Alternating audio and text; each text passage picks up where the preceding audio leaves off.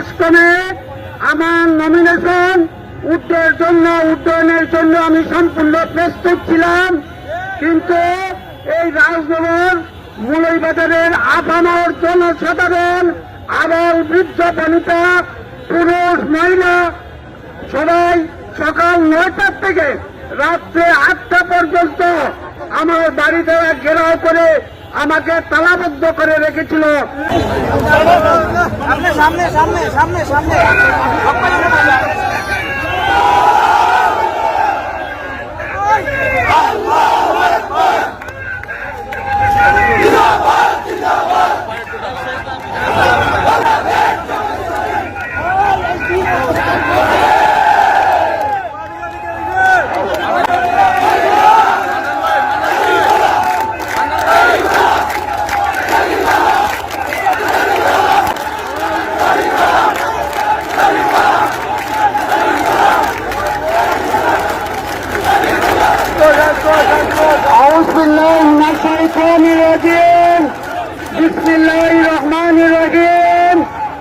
সংগ্রামী মৌলভীবাজার এবং রাজনগরবাসী,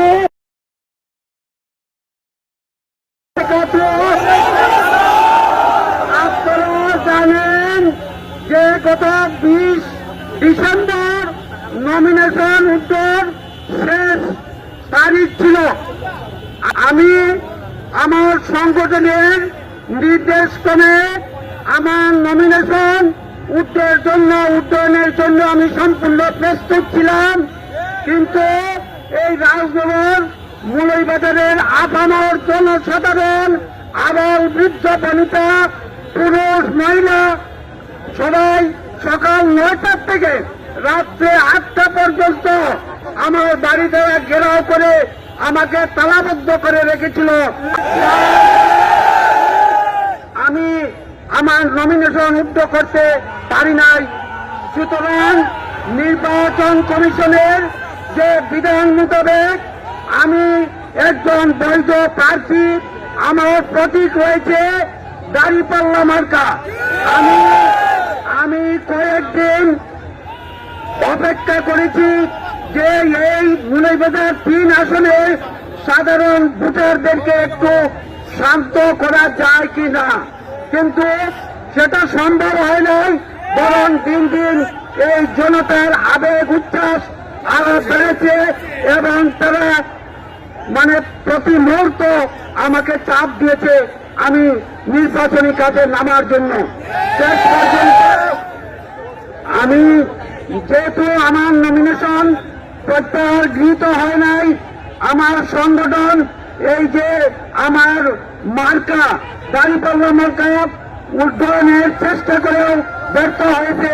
সুতরাং আমি এখন নির্বাচনে নামতে আমি বাধ্য হয়েছি এই 3 আসনের জনতার চাপে।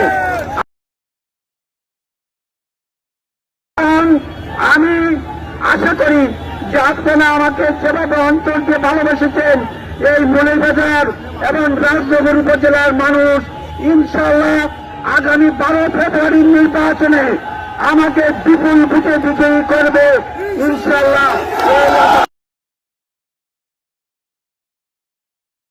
সবার জন্য আমার দোয়া রইল। আসসালামু আলাইকুম ওয়া রাহমাতুল্লাহি ওয়া বারাকাতুহু। আমাদের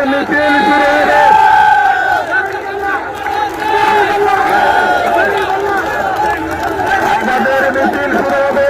অত্যন্ত সুশৃঙ্খল ভাবে আমাদের মিছিল শুরু হবে। কুসুমবাগ গিয়ে মিছিল শেষ হবে। আমরা সুশৃঙ্খল ভাবে মিছিল দেবো।